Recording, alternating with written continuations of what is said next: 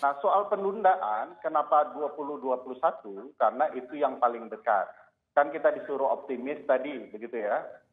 Karena menurut pasal 201 Perpu yang sudah jadi undang-undang itu, kita berhak kok menunda lagi pilkada sepanjang teman-teman di DPR, teman-teman pemerintahan, dan penyelenggara pemilu dalam hal ini KPU, sepakat untuk menunda kembali.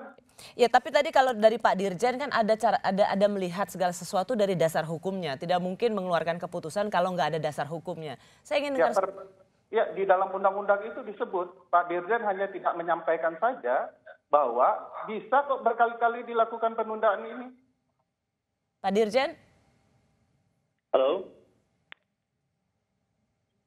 Kami sudah sampaikan Mbak Rosi, seperti Pak Doli sampaikan, walaupun norma itu ada di dalam undang-undang, tetapi pemerintah dan DPR tidak pernah berpikir. Karena kita sudah menyiapkan segala sesuatu dengan sangat cermat.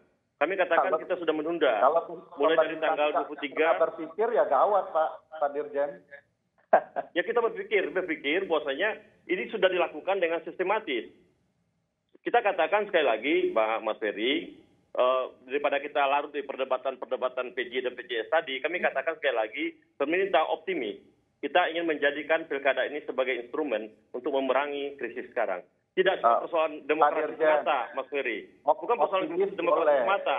Ini persoalan juga persoalan kesehatan, persoalan ekonomi yang juga harus kita pikirkan. Kalau berpikir demokrasi saja, itu mungkin benar. Saya tidak akan salahkan.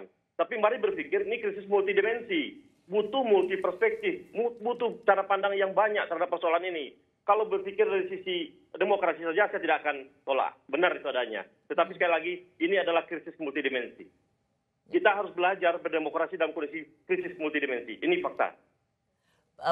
Pertanyaan yang saya ingin ajukan pada Pak Akmal Malik adalah, karena begini, yang ada NU, Muhammadiyah, tokoh-tokoh, oke, katakanlah teman-teman aktivis pro demokrasi itu memang menyerukan untuk tunda, tapi juga ada suara-suara dari organisasi muslim terbesar, juga dari wakil presiden Pak Yusuf Kalla, yang jangan abaikan suara rakyat. Mengapa ini seperti berjarak dengan apa yang dilakukan oleh pemerintah? Kita sangat menghormati suara-suara seperti itu sebagai bentuk kecintaannya kepada rakyat. Sebagai bentuk perhatian terhadap pemerintah. Justru dengan adanya seruan-seruan dari ormas dan berbagai pihak, ini menjadikan kita untuk lebih ketat lagi bekerja, menjadikan kita lebih hati-hati. Bahwasanya pilkadanya harus dibangun, di mana keselamatan rakyat adalah di atas segala-galanya. Tetapi kita juga harus selesaikan persoalan-persoalan lain, persoalan ekonomi, demokrasi, persoalan kesehatan, yang tidak bisa dilakukan pendekatan secara parsial. Sekali lagi kita sangat-sangat menghormati itu bukti kecintaan dari ormas-ormas terhadap rakyat dan juga kecintaannya terhadap pemerintahan ini. Demikian Pak Rosi.